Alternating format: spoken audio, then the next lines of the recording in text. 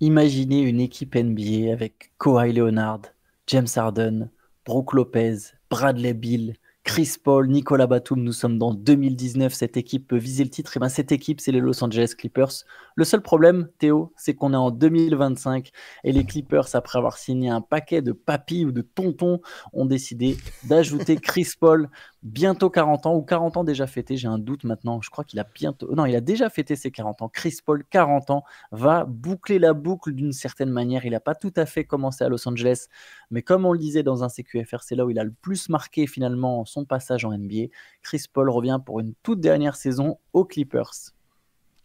Incroyable. Alors, tout d'abord, faut rendre à César ce qui lui appartient. Antoine, tu y croyais à cette rumeur. Moi, j'avoue, j'y croyais pas du tout. Je voyais pas Chris Paul avoir envie de rejouer avec James Harden. Je le voyais même pas forcément avoir envie de renouer avec les Clippers, même si c'est là, comme tu l'as dit, qu'il a vécu. Alors, certaines de ses plus belles heures, même si individuellement le Chris Paul des Hornets c'était quand même un sacré phénomène. Voilà, je pense que collectivement par contre les ambitions qu'il avait avec les Clippers c'est les ambitions les plus fortes qu'il ait pu avoir, même s'il a, quoi que je te dis ça, mais il a fait une finale NBA avec les Suns quand même, il est pas passé loin de sortir les Warriors époque Kevin Durant en playoff avec les Rockets, donc c'est ce qui est fou en fait, c'est que tous les joueurs qui jouent aussi longtemps, c'est que tu as l'impression qu'il y a plusieurs carrières au sein d'une même carrière. Chris Paul, je fais un petit détour, désolé, mais en fait, tu sais, on parle tout le temps de la longévité de LeBron James, à juste titre, à quel point c'est extraordinaire. Je pense qu'on ne mesure pas à quel point c'est totalement hors norme pour un joueur de la taille de Chris Paul de jouer aussi longtemps et d'arriver à être performant aussi longtemps. Pour moi, ça a jamais été fait. Je pense que la seule comparaison qu'on pourrait faire peut-être éventuellement, c'est John Stockton, mais qui était quand même plus grand que Chris Paul et qui avait pas tout à fait exactement le même jeu, même s'il y a des similitudes. C'est vraiment hors norme ce que fait Chris Paul. Pardon. Bref, je referme la parenthèse. Tout ça pour dire que je pensais pas du tout qu'il aurait la volonté de revenir aux Clippers. Il signe à Los Angeles. Et au bout du compte, c'est pas inintéressant. On va peut-être pouvoir y venir, Antoine. Je sais pas ce que tu as. Toi, finalement, est-ce que tu t'étais sûr que ça allait se terminer là? Est-ce que tu trouves que c'est une belle fin, un petit peu, tu sais, finir là où tu as connu certaines de tes plus belles heures comment tu vois le truc? J'ai l'impression qu'il n'y avait pas 50 alternatives, que c'était ça au Phoenix et que ça a moins de sens, Phoenix. Tu vois, Phoenix, ça a moins de sens, il y a passé moins de temps. Los Angeles, c'est là où il y a sa famille. Je pense que ça a Ouais. pesé peut-être au moins dans 60% de la décision déjà. Donc de pouvoir vivre avec sa famille.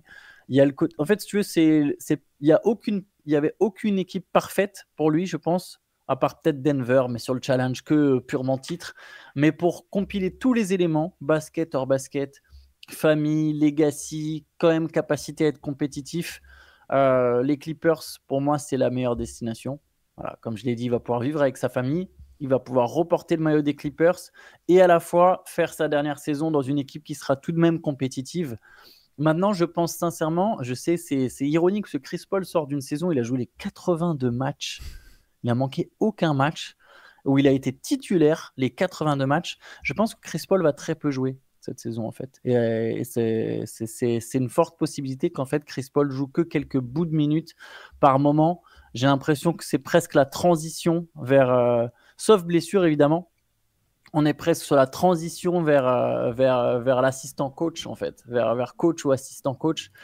Mais apparemment, il est prêt d'ailleurs. Il aurait accepté cette idée qu'il va très peu jouer et que devant lui, il y a d'autres joueurs. Mais ça reste un gars qui va pouvoir apporter du playmaking aux Clippers sur le terrain par moment. Et ça reste un luxe. Je vois un deuxième 5 où Chris Paul organise des choses.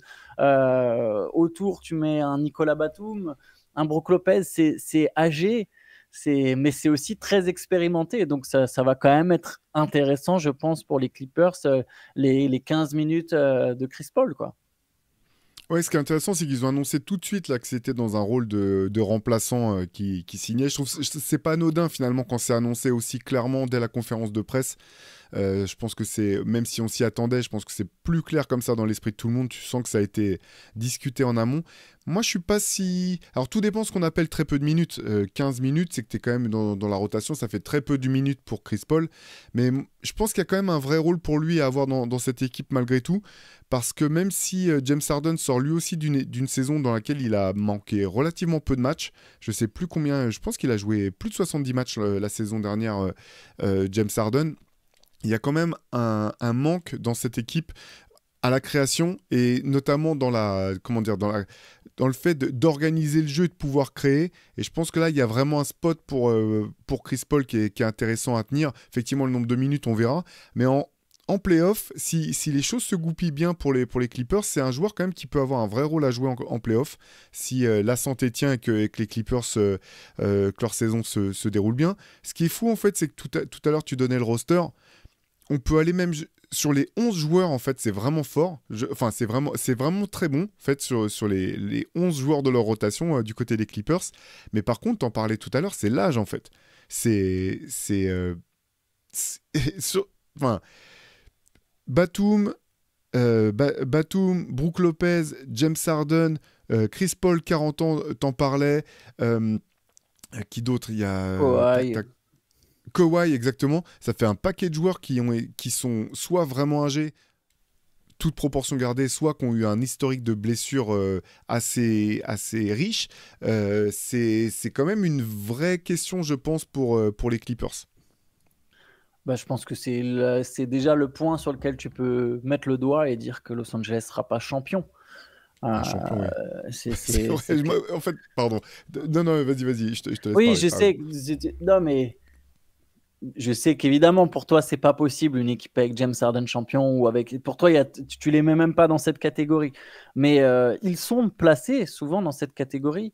Et je continue de penser que l'an dernier, par exemple, ils sont pas proches du titre, tu vois. Mais c'était pour moi une des vraies meilleures équipes à l'Ouest qui n'aurait pas passé l'obstacle Thunder, en fait, exactement pour les mêmes raisons, finalement, avec ou sans Chris Paul, avec ou sans Brook Lopez. Là, il y aurait cette série, je vois vraiment pas un monde où les Clippers battaient le Thunder, par exemple. Sur cette partie de tableau, vraiment, sur une autre partie de tableau, j'aurais pas trouvé ça déconnant du tout que par exemple, les Clippers auraient été à la place des Warriors.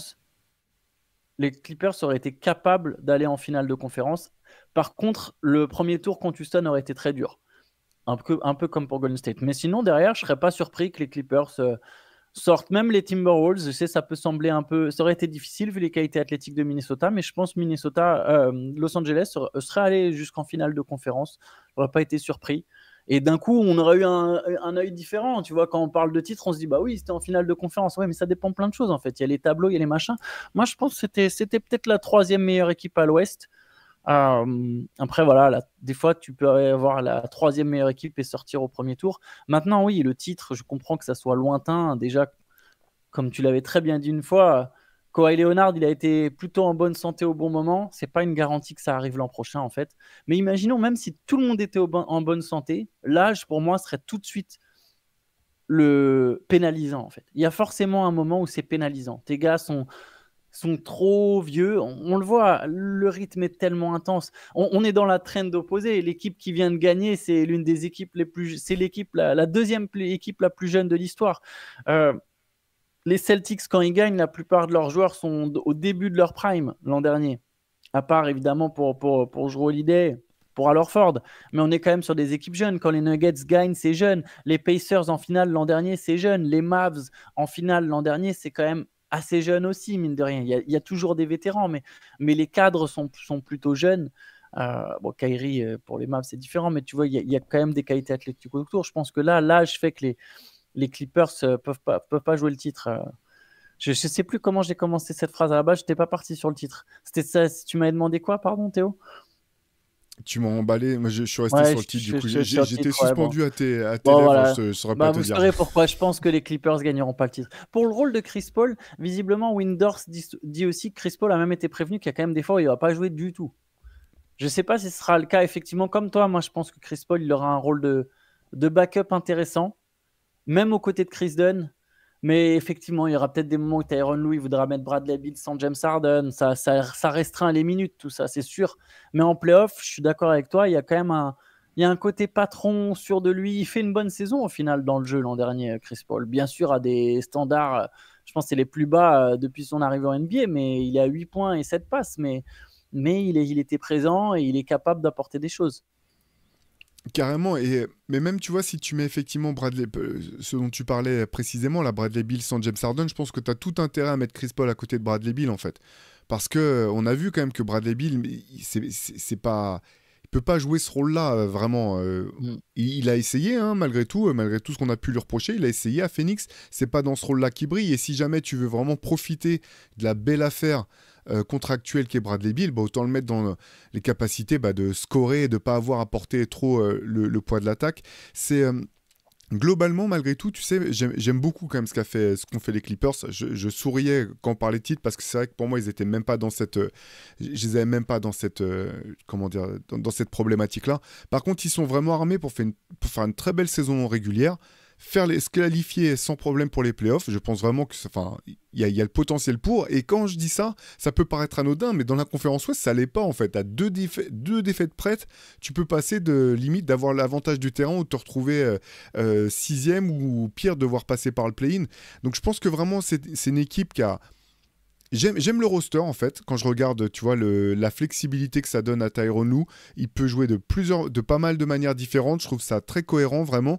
Il y a la question de l'âge dont tu parles effectivement, et je pense que c'est vraiment une limite. Alors à la fois parce que tu risques d'avoir des joueurs qui font des allers-retours à l'infirmerie, mais finalement le roster est suffisamment équilibré, je pense, pour que tu puisses malgré tout en tirer en saison régulière. Et surtout ce que j'aime en fait, c'est la flexibilité que ça leur offre l'été prochain pour les Clippers, parce qu'en fait dans leur roster, à la fin de la saison, Bradley Beal, Brook Lopez, James Harden, Bogdan Bogdanovic et Nicolas Batum pourront tous devenir free agents s'ils le désirent. Le contrat que Chris Paul a signé, c'est un contrat d'1 an, et donc ça te permet de partir sur une espèce de saison où tu vas être compétitif, les Clippers vont être compétitifs, mais tu n'as pas du tout hypothéqué la suite. Tu vas pouvoir voir ce qui fonctionne, à qui tu veux donner de l'argent pour qui tu veux essayer de convaincre de rester. Est-ce que tu voudras aussi simplement faire table rase et te dire nous l'été prochain il y aura des free agents et on aura de l'argent à offrir. Je trouve que c'est assez incroyable la manière dont les Clippers ont su finalement, comment dire, pivoter une fois qu'ils ont vu qu'ils ne seraient pas champions avec Paul George et Kawhi Leonard. Laisser partir Paul George en se disant c'est pas grave, on va trouver un autre moyen. Ils sont dans une situation qui est vraiment intéressante. Exactement. Et tu sais, en signant tous ces mecs, les Harden, les Leonard, Russell Westbrook avant aussi, quand les Lakers sont laissés tomber, des joueurs qui évidemment aujourd'hui sont plus aussi majeurs qu'ils l'ont été par le passé, mais qui ont toujours cette étiquette de star. Tu vois, Bradley Beal, il est quand même globalement considéré aujourd'hui comme une star. Hein. Il avait même une autre trade clause dans son contrat. Et c'est pour ça aussi qu'il est presque plus jugé par sa production, mais plutôt par sa production vis-à-vis de son statut de star. Donc on voit toujours ces mecs-là comme des stars. Ça veut dire que dans l'inconscient, tu associes quand même l'image de superstar avec les Clippers. Tu te vois qu'il y a des stars qui vont aux Clippers, tu vois que les stars sont même plutôt gâtés par les Clippers. On leur donne des contrats, on leur donne des secondes chances, ils sont contents d'y venir. Donc, tu vois, il y a une association d'idées, tu vois, Star Clippers. Et ça va être important. Il faut savoir que ça n'a pas toujours été le cas, même pas du tout. À une époque, une star, elle voulait jouer à Los Angeles, elle allait aux Lakers et rien d'autre. Les Clippers, ça ne comptait même pas. Ça a changé, en partie grâce à Chris Paul d'ailleurs, et ça change de plus en plus avec Ballmer, avec cette nouvelle salle, avec tout ce que je viens d'expliquer sur l'association d'idées, ce qui fait que dans 1 an ou dans 2 ans, ça marche aussi dans 2 ans, les Clippers, je pense, seront clairement en position de signer les stars, soit via la free agency, soit via des trades. Il y aura cette volonté pour les stars de continuer à s'associer aux Clippers. C'est dans l'inconscient maintenant aujourd'hui. C'est OK, si je veux jouer à Los Angeles et la moitié de la ligue veut jouer à Los Angeles, je peux venir jouer aux Clippers. Vraiment, c'est acté. Ça peut même être mon premier choix devant les Lakers. Il y a des équipes, il y a des joueurs pour qui ça sera le premier choix. Notamment, imaginons, je pense à une grande superstar. J'ai pas d'exemple en tête. Hein. Imaginons un truc abstrait qui veut vraiment être le numéro 1 de son équipe et du coup ne veut pas être avec Doncic. Les Clippers seront tout de suite l'option en fait favorisée par rapport aux Lakers. Il y aura un vrai attrait, je pense. Comme tu l'as dit, il y aura les ressources financières pour signer déjà un joueur l'an prochain, si jamais un joueur venait à être libre. C'est pas dit qu'on ait une superstar libre. Au pire, dans 2 ans. Et si c'est pas un joueur libre, parce que ça se fait plus trop effectivement les stars libres, juste à la place sous le cap pour faire un trade facile où tu envoies des pics, où ce joueur de toute façon il pousse pour venir chez toi, et bah tu as la place sur le cap pour mettre beaucoup plus facilement en place ce transfert. Donc c'est du très bon boulot de façon de la part des Clippers. Je pense que c'est une franchise très bien gérée. Lawrence Frank est un excellent GM. Il l'a montré après avoir été coach. Excellent GM. Steve Ballmer est un super proprio. Ils ont une très belle salle. Ils sont dans la ville la plus attractive aux yeux des joueurs et des basketteurs pros. Ça se passe bien. Mais tu as raison de le mentionner, ça commence avec eux parce que, alors avec Chris Paul, Lob City, il y a eu effectivement un renouveau sportif du côté des Clippers qu'on n'avait pas connu ou qu'on avait connu de manière épisodique. Mais derrière, ce qui change la donne, c'est quand même l'éviction de Donald Sterling pour toutes les raisons qu'on connaît, parce qu'au-delà de l'aspect sale type, bref, je vous laisse regarder Donald Sterling, on pourrait faire un podcast entier sur lui, on le fera peut-être d'ailleurs un jour, c'est vraiment une ordure. Le fait qu'il soit remplacé par Steve Ballmer, ça a changé la donne parce que derrière, Sterling, au-delà de ces aspects-là, je veux dire, c'est quelqu'un qui voulait jamais payer ses stars.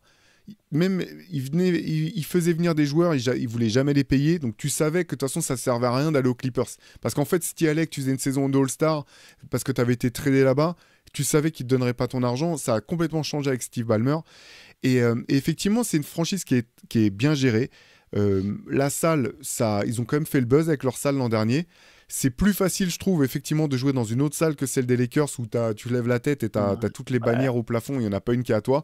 Donc tout ça, je pense que c'est dans la bonne direction. Et je reviens là-dessus, il y a 2 ans, j'étais vraiment pessimiste sur la capacité des Clippers à pouvoir pivoter de cette manière-là. Ça a été très bien géré. Là, ils ont énormément de flexibilité. Et l'autre élément, on l'avait noté, Antoine, à quel point c'était important de valider, pas de valider, mais de conserver Tyronn Lue. Et c'est le contrat qui lui a été offert l'an dernier parce que ça va dans l'organigramme. En fait, tu as un patron qui est prêt à mettre de l'argent, un GM qui fait du bon boulot pour créer des équipes et l'un des coachs les plus respectés parmi les joueurs, j'ai l'impression, de toute la ligue. Donc, tu as vraiment une ossature qui te permet d'être attractif et de faire en sorte, ce que tu disais, que s'il y a un mec qui veut se barrer, dans sa shortlist, il met en premier Clippers parce qu'il sait qu'il va être la star et il sait qu'il y aura des moyens autour de lui. Tu sais, tu parles d'il y a 2 ans, il y a un move. Et il faut rendre hommage à quelqu'un dont souvent on se moque de lui, mais James Harden.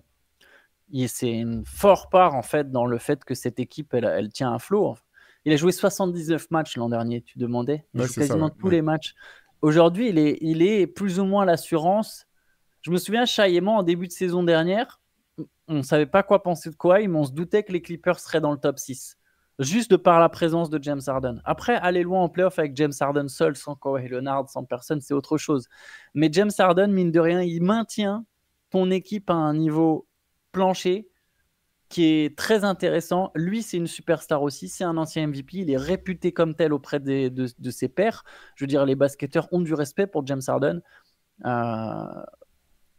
Son niveau de jeu évite aux Clippers des saisons, en tout cas une saison qui aurait pu être galère. En fait, une saison sans Kawhi Leonard aux Clippers, s'il n'y a pas James Harden, au moment où Paul George part, c'est très compliqué quand même. Tu peux avoir des joueurs valeureux, tu peux avoir un excellent coach, ça va manquer cruellement de scoring et de création si ton équipe, ton ossature, c'est Norman Powell et Ivica Zubac. Je tends à penser qu'avec Derrick Jones, avec Nicolas Batum, avec Tyronn Lue, c'est une équipe qui aurait été talentueuse. Mais je ne pense pas qu'elle serait allée en playoff. Et James Harden, il te maintient quand même à un certain niveau. Et lui aussi prend de l'âge et mine de rien, tu vois, pareil, il y a eu une époque où James Harden, on s'est demandé, tiens, comment ça va finir quand il va décliner physiquement? Il est toujours là quand même, le Boug. Il est quand même toujours là, il est solide, il est fort en fait encore.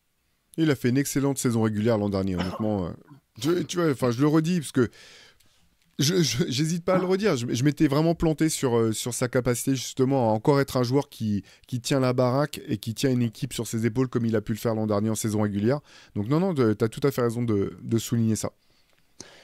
Allez, on peut enchaîner. Peut-être, je sais pas si tu veux ajouter quelque chose sur les Clippers. On a plutôt bien fait le tour. On peut juste parler de Jonas Valanciunas. On s'en doutait plus ou moins, mais il a confirmé. Cette fois-ci, c'est purement officiel. Il va rester à Denver. C'est lui-même qui l'a dit.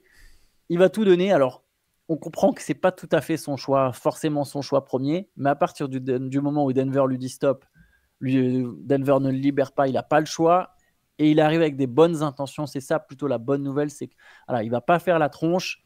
On s'attendait pas à ce qu'il fasse la tronche, et il a dit voilà, je vais tout donner pour les Nuggets, et on verra dans un an.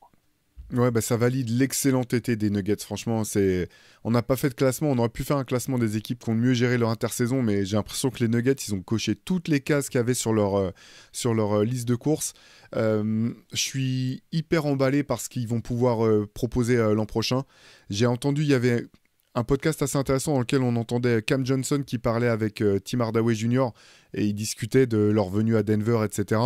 Ce qui leur plaisait à tous les deux, c'était qu'ils savaient déjà quel allait être leur rôle en fait. Là, bon, bien sûr, il faut retrouver des automatismes avec tes coéquipiers, etc.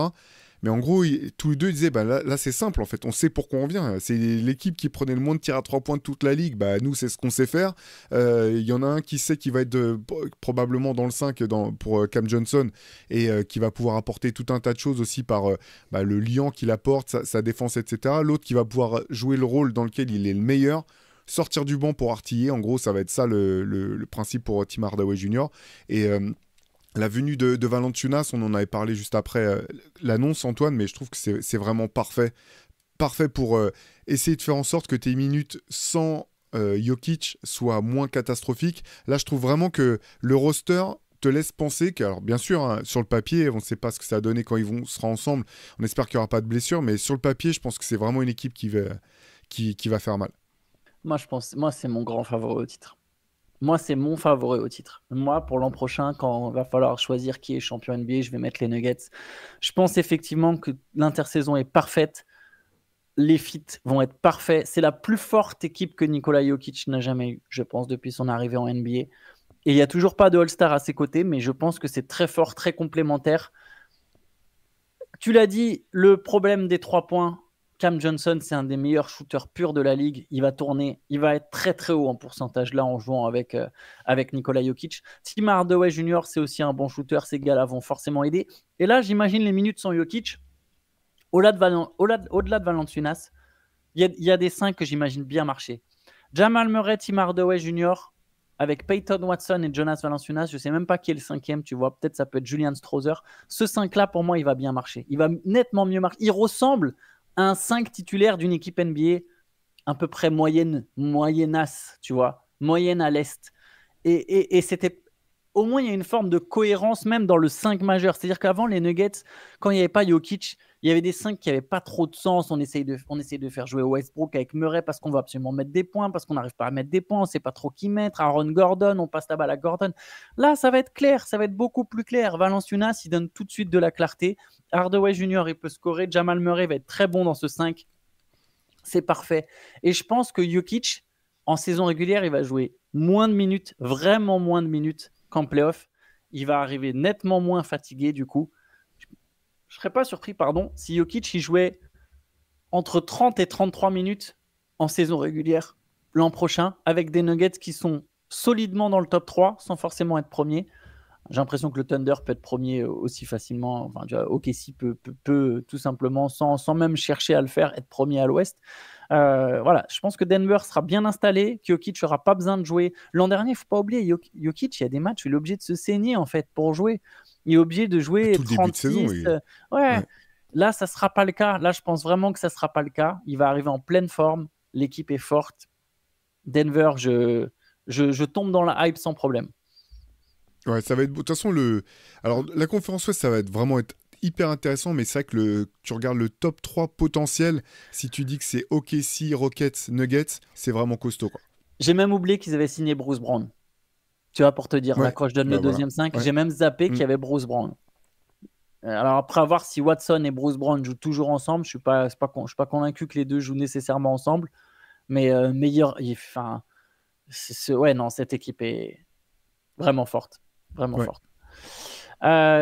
Doug McDermott, c'est pas le même type d'info, mais alors, prolongé pour un an aux Kings, c'est quand même c'est quand même un joueur qui tournait à 44% à 3 points l'an dernier. Bon, voilà, il devient un membre pas clé du vestiaire, j'exagère, mais ça fait un moment maintenant qu'on le voit à Sacramento, j'ai l'impression. Lui qui a beaucoup bougé, là, ça fait combien d'années de suite Ah bah non, c'est que ça, c'est que sa deuxième année de suite à Sacramento, tu vois. J'ai l'impression que ça fait une éternité qu'il est à Sacramento. Beaucoup J'allais te bougé. demander quand il a été drafté même. J'ai l'impression qu'il a tout le temps été là du coup. Je sais même plus Mais de quand il est. 2014, hein, Ok. 2014, McDermott, Mm. c'est un vet, hein. Mais Ouais. il a jamais eu finalement il a eu un passage peut-être à Indiana où il score un peu, mais il a jamais été un titulaire finalement sûr en Mm. NBA, ce qui a pu être à un moment le potentiel affiché. Il est drafté en 11e position par les Nuggets d'ailleurs, mais il commence à Chicago. Il y avait eu un trade direct. C'est jamais vraiment imposé quelque part, McDermott, quoi. Ouais. Après, c'est un très bon, enfin, c'est un bon role player par rapport à ce qu'il sait faire. Euh, je peux pas me prononcer sur les Kings. Enfin, Ouais. tu peux rajouter des pièces en fait tant que je vois pas ce à quoi c'est censé ressembler vraiment. J'ai pas d'avis quoi. Tu vois, ça change pas la donne pour eux. C'est pas comme s'il leur manquait pile un shooter pour se transformer. Donc, franchement, c'est peut-être nul, mais j'ai rien de spécial à dire sur les Kings. Je comprends toujours pas Bien sûr, ce qui se passe. bien sûr, non, mais je te rejoins. Il jouait très peu l'an dernier, hein. Il jouait 8 minutes par match. Et c'est pas dit qu'on le revoit beaucoup non plus cette saison. Bon, voilà, je pense que c'est plus pour le vestiaire et pour la fidélité qu'autre chose. Autre signature peut-être un peu plus impactante, c'est en WNBA. Emma Messman va rejoindre le Liberty. On parle quand même de la dernière MVP de l'Eurobasket avec la Belgique. C'est sa double championne d'Europe en titre qui rejoint donc le Liberty. Donc grosse arrivée pour Liberty. Là, il faut attendre qu'elle ait son visa et que la partie administrative soit réglée. Mais ouais, c'est tout simplement l'une des meilleures joueurs du monde qui rejoint le Liberty, qui est championne en titre, qui a un peu plus de mal là sur ce début de saison, mais c'est énorme signature. Et le Liberty qui reprendra contre le Fever, mais il n'y aura pas Caitlin Clark. Ce sera dans la nuit de mardi à mercredi ou de mercredi à jeudi, je ne me souviens plus trop, pour la reprise après le All-Star Game. Théo, on a fait le tour de l'actualité Ouais, aujourd'hui. On a fait un peu plus court que d'habitude. En même temps, on arrive fin juillet, donc il y a un peu moins de signatures ou de choses à analyser, même si c'est une ligue qui vit 24 heures sur 24, 7 jours sur 7 toute l'année. C'était le but de la NBA, donc ils s'en sortent plutôt bien là-dessus. Nous, on se retrouve demain comme d'habitude, CQFR sur la chaîne Basket Session. Et il me semble que quelqu'un sera de retour. normalement, on verra. Normalement, on ne sait Teasing, jamais. teasing. Ouais, on ne sait jamais. Peut-être qu'il a décidé de rester quelque part sur une île où va savoir et qu'il s'est dit oh non, j'en ai marre de ces gars-là. Laissez-moi tranquille. Et après, pour ses premières vacances depuis 1997, peut-être qu'il y a vraiment pris goût et qu'il s'est dit non, non, je vais rester encore un petit peu. Bon, allez, vous verrez tout ça demain. Bonne journée à tous. Ciao, ciao. Ciao.